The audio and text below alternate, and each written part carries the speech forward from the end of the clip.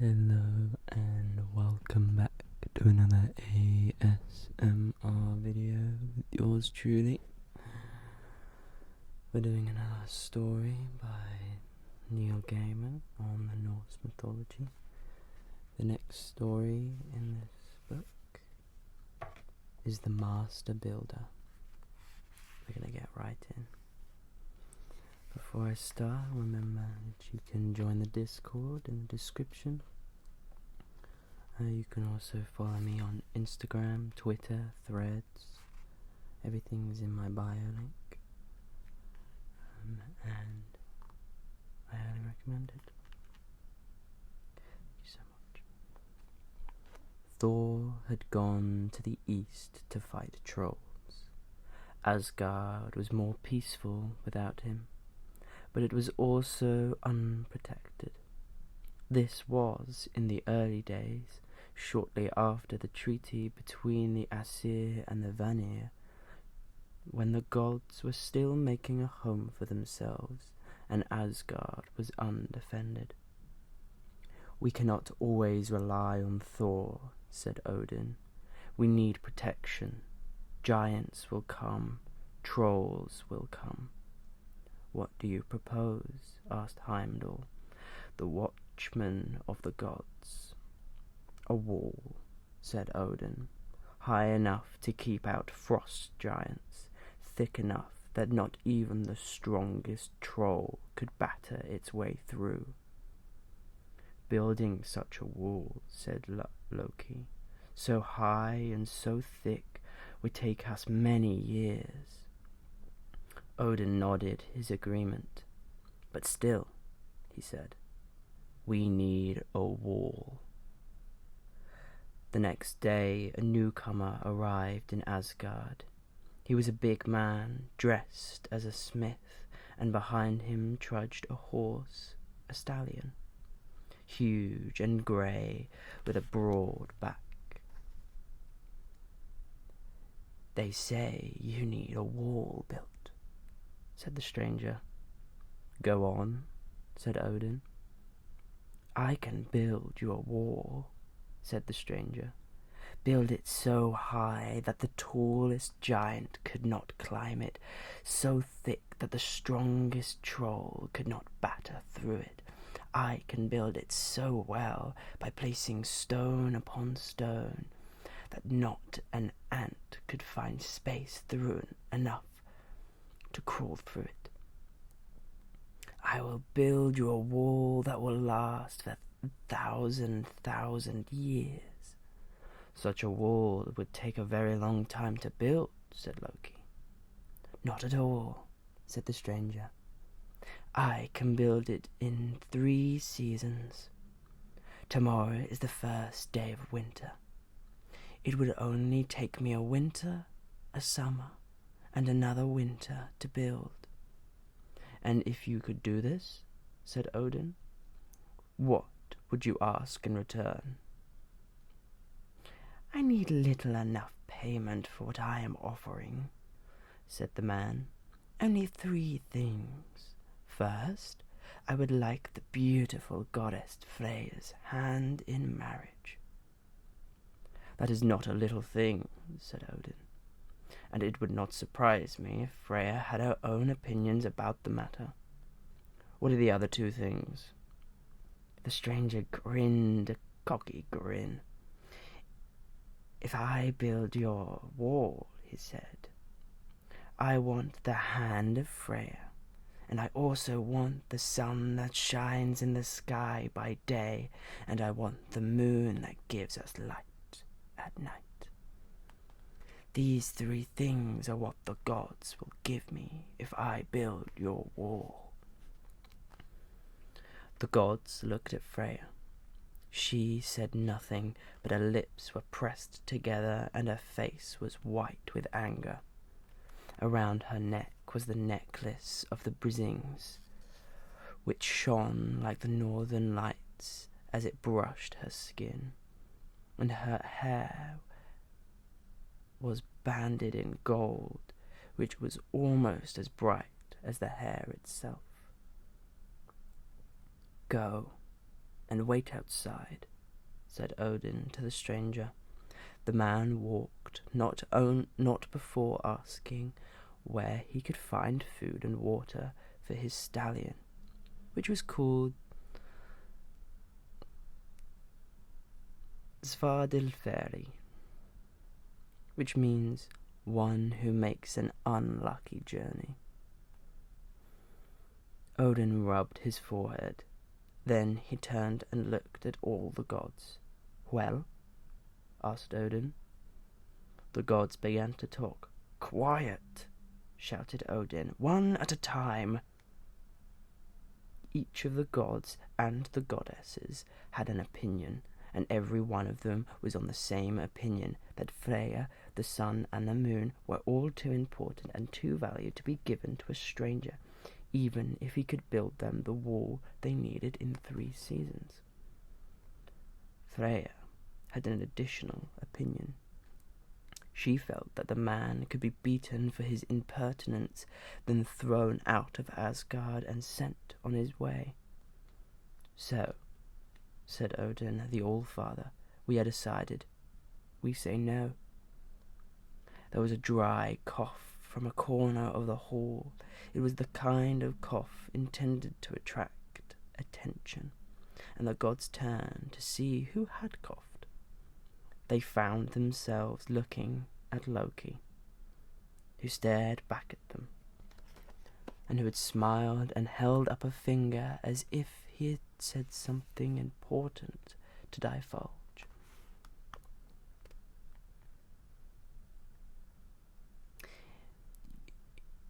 "It is worth my pointing out," he said, "that you are all ignoring something huge. I do not think we have overlooked a single thing, troublemaker of the gods," said Freya tartly. "You are all overlooking," he said, "that what this stranger is proposing to do is, to make no bones about it, quite impossible.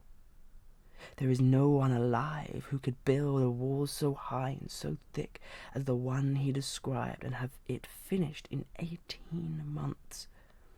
Not a giant or a god could do this, let alone a mortal man. I would stake my skin on it." At this the gods all nodded and grunted and looked impressed, all of them except for Freya, and she looked angry. "You are fools," she said, "especially you, Loki, because you think yourself clever. What he says he can do," said Loki, "is an impossible task. So I suggest this. We agree to his demands and to his price, but we set him stiff conditions. He may have no help building this wall, and instead of 3 seasons to build this wall, but he has but 1. If on the first day of summer any of the wall is unfinished, and it will be, then we pay him nothing at all." "Why would he agree to that?" asked Heimdall. "And what advantage would that give us over not having a wall at all?" asked Frey's brother. Loki tried to suppress his impatience. Were all the gods fools? He began to explain, as if he were explaining to a small child. "The smith will begin to build his wall. He will not finish it. He will work for 6 months, unpaid, on a fool's errand. At the end of the 6 months, we will drive him away. We might have even beat him for his presumption, and then we can use whatever he has done so far as the foundations of the wall that we will complete in the years to come. There is no risk to us of losing Freya, let alone the sun or moon." "Why would he say yes to building it in a season?" asked Tyr, god of war. He may not say yes, said Loki, but he seems arrogant and sure of himself, and not the kind to refuse a challenge. All the gods grunted and clapped Loki on the back, and told him that he was a very crafty fellow, and it was a good thing that he was crafty and on their side, and now they would get their foundations built for nothing, and they congratulated each other on their intelligence and their bargaining ability. Freya said nothing. She fingered her necklace of light, the gift of the Brisings. This was the same necklace that had been stolen from her by Loki in the form of a seal. When she was bathing, and that Heimdall had fought in seal form with Loki to return to her. She did not trust Loki. She did not care for the way this conversation had gone. The gods called the builder into their hall. He looked around at the gods. They all seemed in good humour, grinning and nudging each other and smiling. Freya, however, did not smile. "Well?" asked the builder. "You asked for 3 seasons, said Loki. "We will give you 1 season, and 1 season only. Tomorrow is the first day of winter. If you are not finished on the first day of summer, you will leave here unpaid. But if you have finished building the wall as high and as thick, as impregnable as we have agreed, then you will be given everything you have asked for, the moon, the sun, and the beautiful Freya. You may have no help in your building from anyone. You must build this wall alone." The stranger said nothing for some moments. He stared away into the distance and seemed to be weighing Loki's words and conditions. Then he looked at the gods and he shrugged. "You have said I may have no outside help. I would like my horse, Svaldfari, to help me haul stones here. The stones I will use to build the wall. I do not believe this to be an unreasonable request." "It is not unreasonable," agreed Odin, and the other gods nodded and told each other that horses were good for hauling heavy stones. They swore oaths then, the mightiest of oaths, the gods and the stranger, that neither side could betray the other. They swore on their weapons, they swore on their Draupnir, Odin's golden armouring, and they swore on Gungnir, Odin's spear, and an oath sworn on Gungnir was never unbreakable. Was never breakable.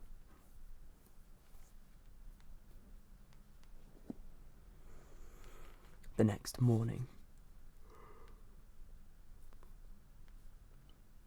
as the sun rose, the gods stood to watch the man work. He spat on his hands and he began to dig the trench into which the first stones would go. "He digs deep," said Heimdall. "He digs fast," said Freya's brother. "Well, yes, obviously he's a mighty digger of ditches and trenches," said Loki grudgingly. "But I imagine how many stones he will have to haul here from the mountains. It is one thing to dig a trench. It is another to haul stones many miles, unaided, and then to place them one stone upon the next, so tightly fitted that not an ant could crawl between them higher than the tallest giant to make a wall." Freya looked at Loki with disgust, but she said nothing. When the sun set, the builder mounted his horse and set off for the mountains to gather his first rocks. The horse dragged an empty stone boat behind it, a low sled that it pulled across the soft earth. The gods watched them leave. The moon was high and pale in the early winter sky. "He will be back in a week," said Loki. "I am curious to see how many rocks that horse can haul. It looks strong." The gods went to their feast hall then, and there was much merriment and laughter. But Freya did not laugh. It snowed before dawn, the light dusting of snowflakes, a presentiment of a deep snow that would come further into the winter. Heimdall, who saw everything approaching Asgard and who missed nothing, woke the gods in the darkness. They gathered by the trench the stranger had dug the previous day. In the gathering dawn they watched the builder walking beside his horse, coming towards them. The horse was steadily dragging a score of blocks of granite so heavy that the sled made deep ruts in the black earth. When the man saw the gods, he waved and called "Good morning" cheerfully. He pointed to the rising sun and he winked at the gods. Then he unhitched his horse from the rocks and let it graze while he began to manhandle the first of the granite blocks into the trench he had already dug to receive it. "The horse is indeed strong," said Balder, "most beautiful of all the Aesir. No normal horse should be able to drag rocks that heavy." "It is stronger than we imagined," said Kvasir the wise. "Ah," said Loki, "the horse will soon tire. This was its first day on the job. It will not be able to haul that many stones every night. And winter is coming. The snows will be deep and thick. The blizzards will be blinding, and the way to the mountain will be difficult. There is nothing to worry about. This is all going according to plan." "I hate you so much," said Freya, who stood unsmiling beside Loki. She walked back to Asgard in the dawn and did not stay to watch the stranger build the foundations of his wall. Each night the builder and the horse and the empty stone boat left for the mountain. Each morning they returned with the horse dragging another 20 blocks of granite, every block larger than the tallest man.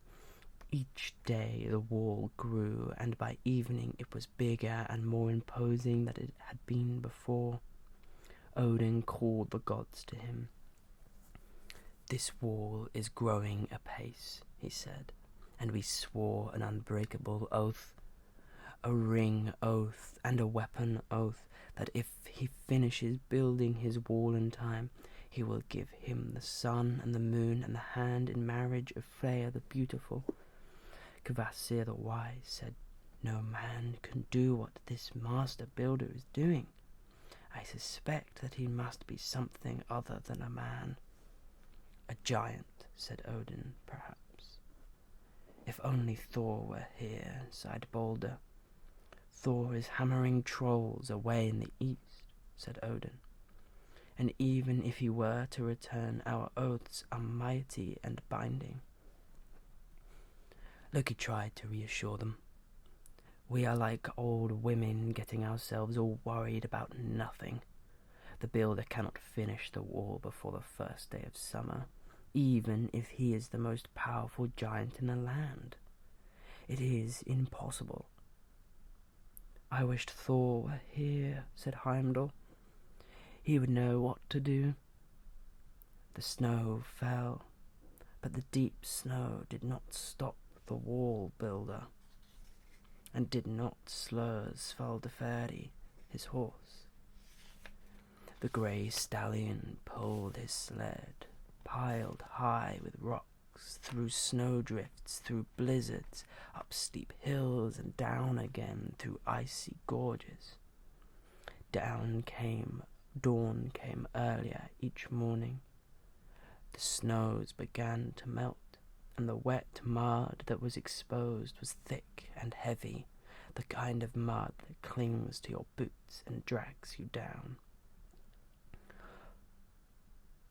"The horse will never be able to haul those rocks through the mud," said Loki. "They will sink, and he will lose his footing." But Svadeferi was sure-footed and implacable, even in the thickest, wettest mud, and he hauled the rocks to Asgard, although the stone boat was so heavy it cut deep gashes into the sides of the hills. It was so. Now the builder was hauling the rocks up hundreds of feet of man handling each rock into place. The mud dried and the spring flowers came out, yellow, coltsfoot, and the white wood anemones in profusion. And the wall being built around Asgard was a glorious, imposing thing. When it was finished, it would be impregnable. No giant, no troll, no dwarf, no mortal would be able to breach that wall, and the stranger continued to build it. With relentless good humour. He did not seem to care if it rained or snowed, and neither did his horse. Each morning they would bring the rocks from the mountains. Each day the builder would lay the granite blocks upon the previous layer. Now it was the last day of winter, and the wall was all but completed. The gods sat on their thrones in Asgard, and they spoke. "The sun," said Balder. "We have given away the sun. We placed the moon in the sky in order to mark off the days and the weeks of the year," said Bragi, god of poetry, moodily. "Now there will be no moon.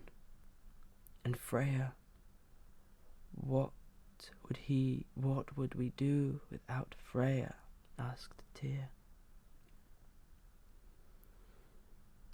"If this builder is actually a giant," said Freya, with ice in her voice, "then I will marry him and follow him back to Jotunheim, and it will be interesting to see who I hate more, him for taking me away, or all of you for giving me to him." "Now, don't be like that," began Loki, but Freya interrupted him and said, "If this giant does take me and the sun and the moon, then I ask only one thing from the gods of Asgard." "Name it," said Odin Allfather, who had said nothing until now. "I would like to see whoever caused this calamity, but killed before I go," said Freya. "I think it only fair, if I am to go into the land of the frost giants, if the moon and the sun are to be plucked from the sky and the world plunged into eternal darkness, then the life of the one who got us to this point should be forfeit." "Ah," said Loki. The apportioning of blame is so difficult. Who remembers exactly who suggested what? As I recall, all the gods share equally in this unfortunate mistake. We all suggested it. We all agreed to it. You suggested it, said Freya.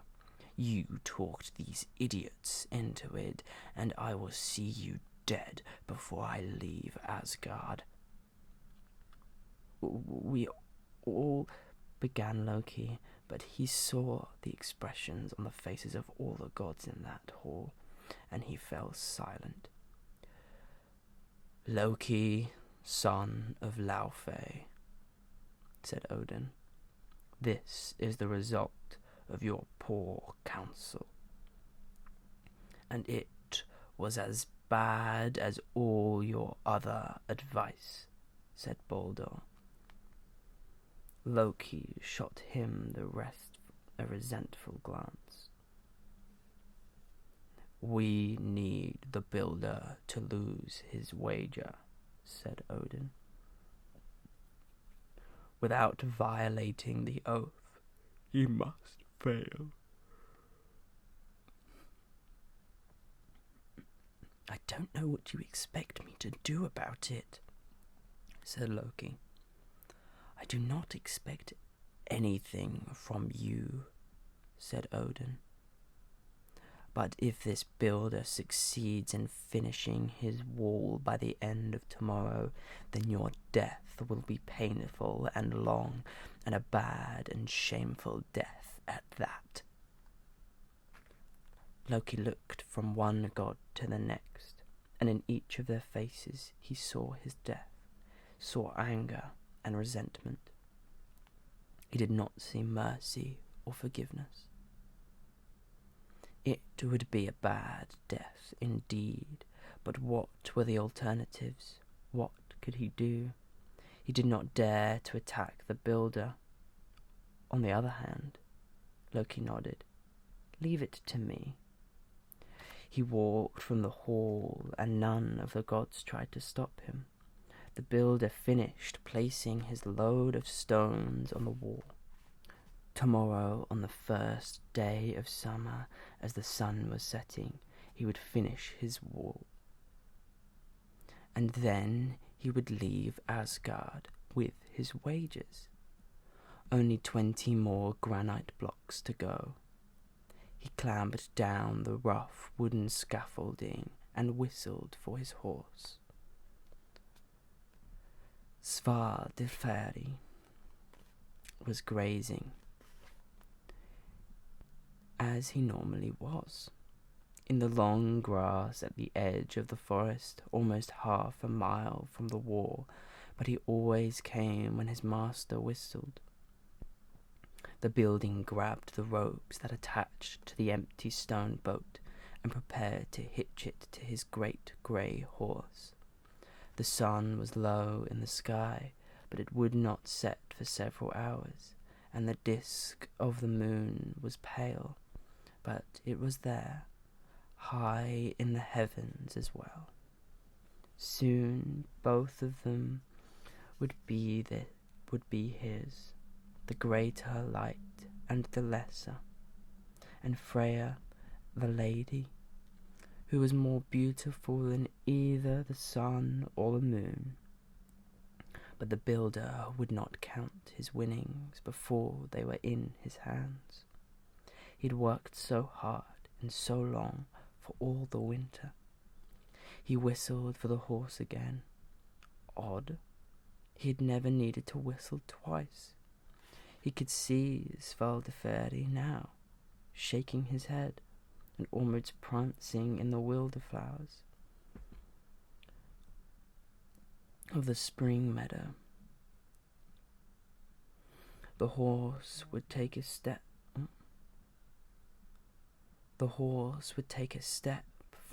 Forward, and then a step back, as if he could scent something enticing in the warm air of the spring evening, but could not tell what the scent was. Svaldeferi, called the builder, and the stallion pricked his ears up and moved into a swift canter across the meadow, heading for the builder. The builder watched his horse head towards him, and he felt satisfied. The The hoofbeats pounded across the meadow, doubling and redoubling, with the echoes that bounced from the high grey granite wall. So for one moment the builder imagined that the whole herd of horses was coming towards him. No, thought the builder, just one horse. He shook his head and realized his mistake. Not one horse, not one set of hoofbeats. Two. The other horse was a chestnut mare. The builder knew he was a mare immediately. He did not have to look between her legs. Every line of her, every inch of her, everything about the chestnut was female. Svadeferi wheeled as he ran across the meadow. Then he slowed and reared and neighed loudly. The chestnut mare ignored him. She stopped running, as if he were not there, and she pulled her head down and seemed to be cropping the grass as Svadeferi approached her. But when he was within a dozen yards, she began to run from him.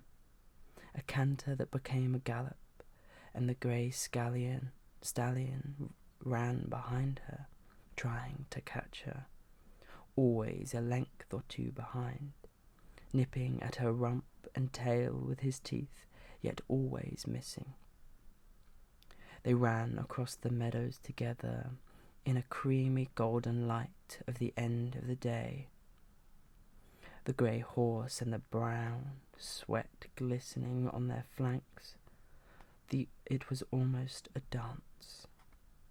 The builder clapped his hands loudly and whistled and called for Svadeferi, his name, but the stallion ignored him.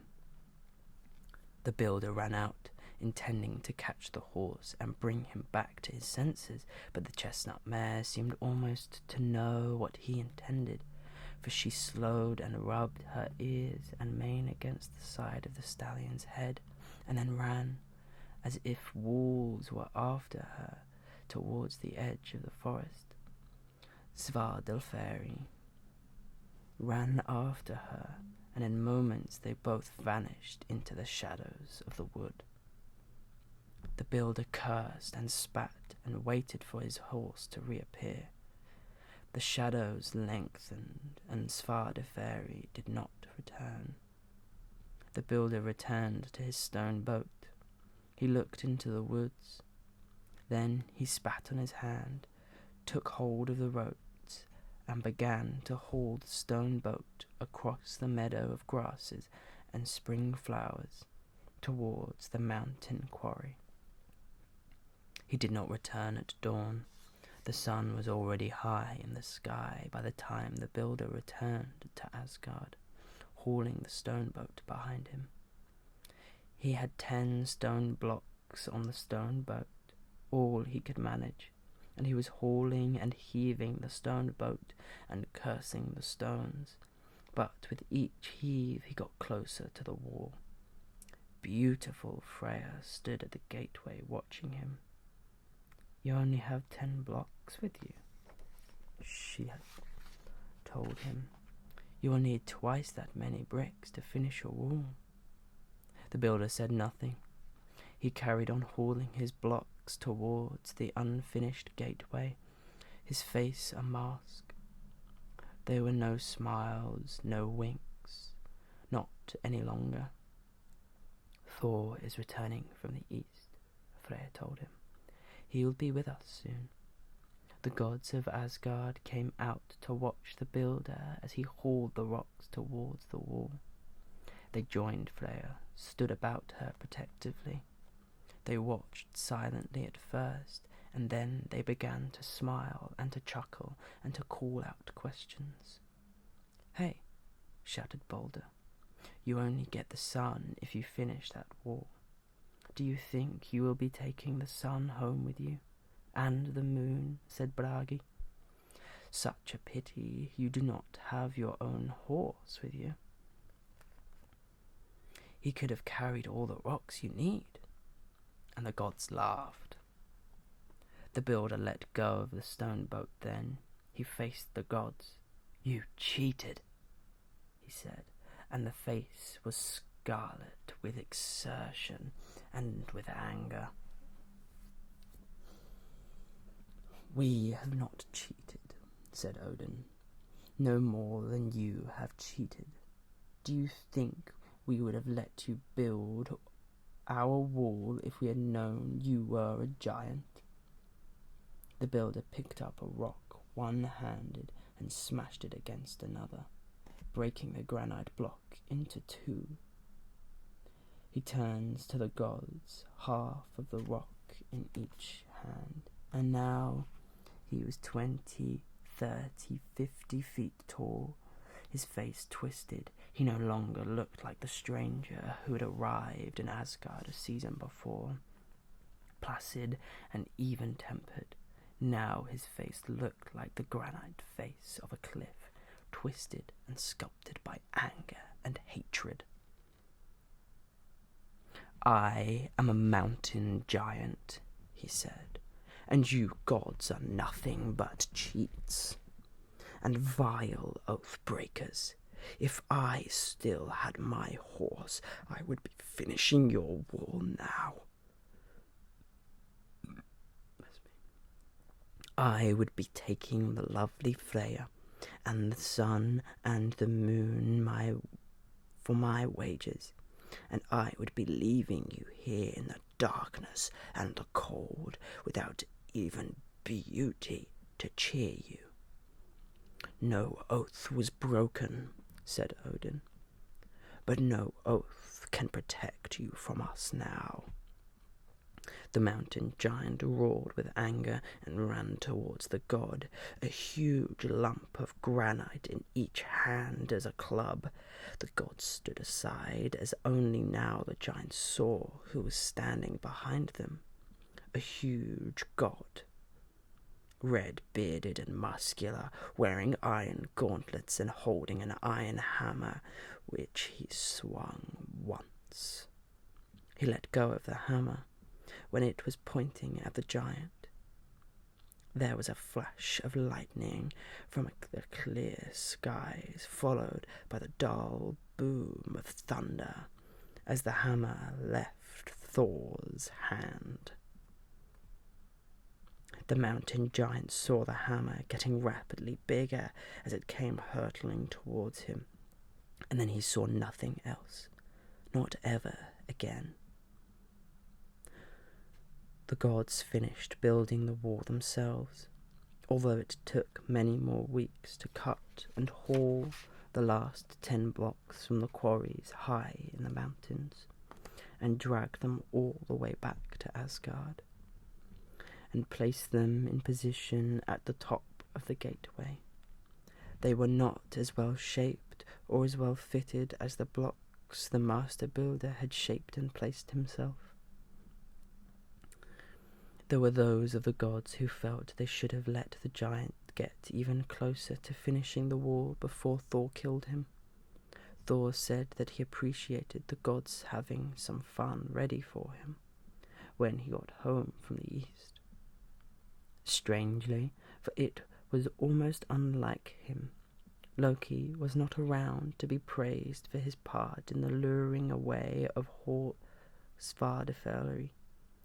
Nobody knew where he was, although there was those who spoke of a magnificent chestnut mare seen on the meadows beneath Asgard.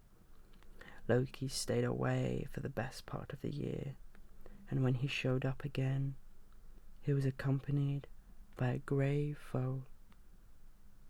It was a beautiful foal, although it had 8 legs instead of the usual 4, and it followed Loki wherever he went, and nuzzled him, and treated Loki as if he were its mother, which of course was the case. The foal grew into a horse called Sleipnir, a huge grey stallion, the fastest and the strongest horse that ever there had been or ever there would be, a horse that could outrun the wind. Loki presented Sleipnir to Odin as a gift, the best horse among the gods and men. Many people would admire Odin's horse, but only a brave man would ever mention its patron, would only ever mention its parentage in Loki's presence, and nobody ever dared to allude to it twice. Loki would go out of his way to make your life unpleasant if he heard you talking about how he lured Svardferi away from its master, and how he rescued the gods from his own bad idea. Loki nursed his resentments, and that is the story of how the gods got their war.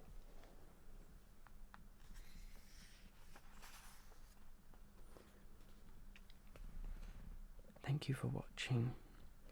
Stay tuned, the next story is called The Children of Loki.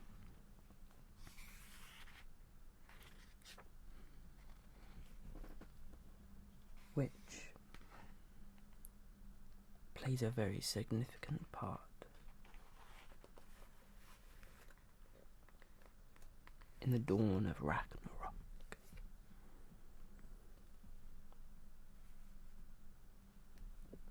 We will see the birth of Fenrir,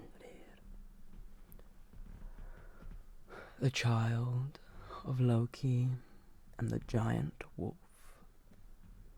who is destined to kill Odin. Whether we see such events is for another episode.